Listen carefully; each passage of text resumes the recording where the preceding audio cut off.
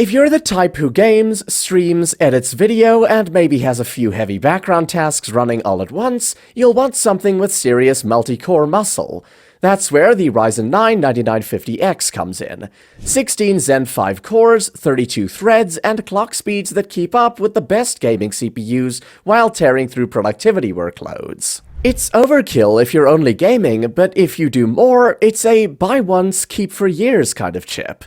For Intel users, the Core Ultra 9 285K is the premium counterpart. It's the Arrow Lake flagship, so you're getting maximum performance today and a modern socket for the future. Whether you're playing competitive shooters or exporting 4K timelines, it's going to stay fast. Now, we've got to talk about the Ryzen 7 9800X3D here too. This is the current king of cache-heavy gaming, with performance that shines in CPU-limited scenarios. If you know you'll be upgrading to something far beyond the 5070 in the future, it could be worth the investment. But for most people pairing it with a mid-range GPU, you're paying for capability you won't fully use right now. And if you're on LGA 1700 and already have the board, you could consider the i7 14700K.